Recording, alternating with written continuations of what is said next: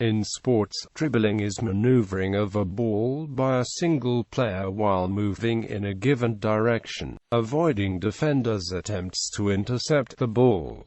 Such control may be exercised with the legs, hands, stick as swimming strokes. A successful dribble will bring the ball past defenders legally and create opportunities to score. Association football. In association football, a dribble is one of the most difficult ball skills to master and one of the most useful attacking moves. In typical gameplay, players attempt to propel the ball toward their opponent's goal through individual control of the ball, such as by dribbling. Dribbling can involve a wide variety of manipulative tricks and feints in order to go past an opponent. Ronaldinho would often employ elaborate skills and feints, such as the elastico, in order to beat defenders. Dribbling is often invaluable, especially in the third part of a pitch or at the wings, where most attacks take place. Dribbling creates space in tight situations where the dribbler is marked, and the dribbler can either score or create scoring chances after a successful dribble. However, dribbling, if poorly mastered and used, may result in the loss of possession either when the ball is intercepted or tackled by a defender. Some players prefer getting past players with speed, such as the winger Gareth Bale. Some players go straight at opponents and look to go past them directly with a nutmeg, such as Luis Suarez, whereas others may use feints, control, agility and acceleration to evade tackles, such as Lionel Messi. A skillful dribbler is often hard to dispossess. Unsuccessful tackles may result in a useful free kick situation and a reprimand for the offender in the form of a penalty card. Early references to dribbling come from accounts of medieval football games in England. For example, Geoffrey Chaucer offered an allusion to such ball skills in 14th century England. In the Canterbury Tales he uses the following line, "Rolleth underfoot as doth a ball." Similarly, at the end of the 15th century comes a Latin account of a football game which was played at Causton, Nottinghamshire, England. It is included in a manuscript collection of the Miracles of King Henry VI of England. Although the precise date is uncertain, it certainly comes from between 1481 and 1500.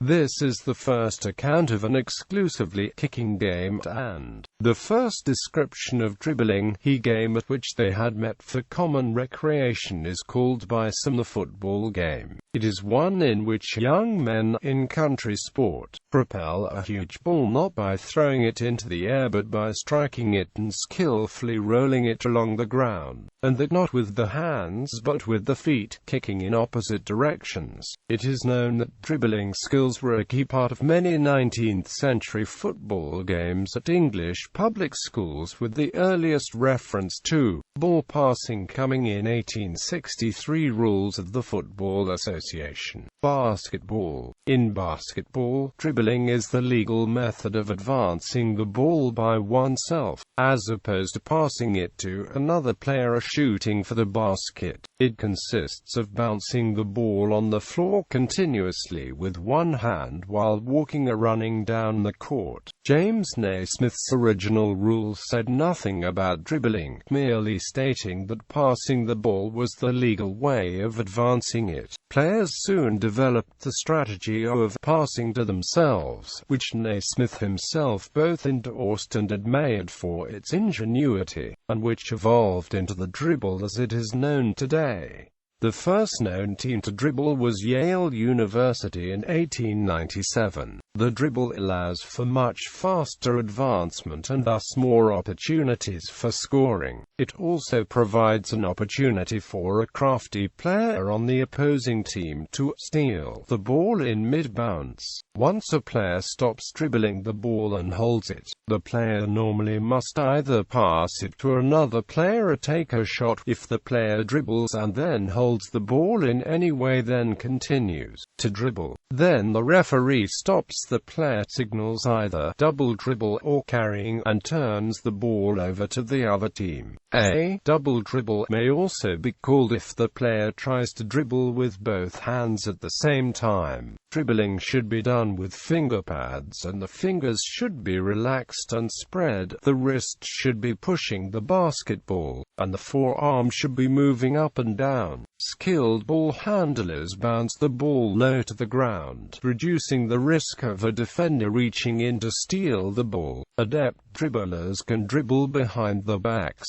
between the legs, and change the speed of the dribble, making the player difficult to defend, and opening up options to pass, shoot, or drive with the ball. The National Association of Basketball Coaches was founded in 1927 to oppose a move to eliminate dribbling from the sport. Basic types of dribbling: high dribble, a normal dribble, usually when there are no nearby defenders to steal the ball. Low dribble, keeping the ball low to the floor, thus decreasing the area between the hand and the floor, making it more difficult to steal.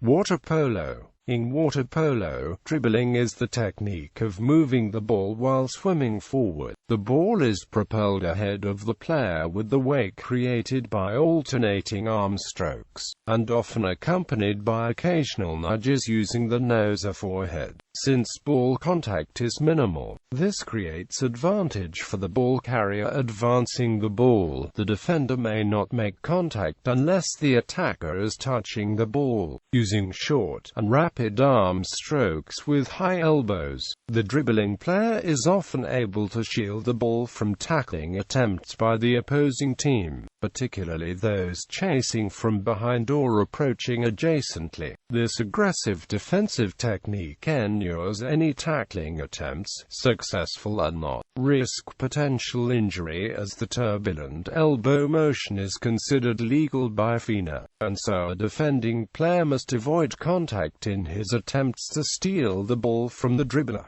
Related skills. The requirement that a player perform a specialist skill in order to be allowed to run with the ball is common and necessary in many sports. Introducing these skills prevents players from taking the ball in hand and running the length of the field unchallenged. In this way, the dribbling is related to the running bounce in Australian rules football, when a player, while running, bounces the ball on the ground and back to himself.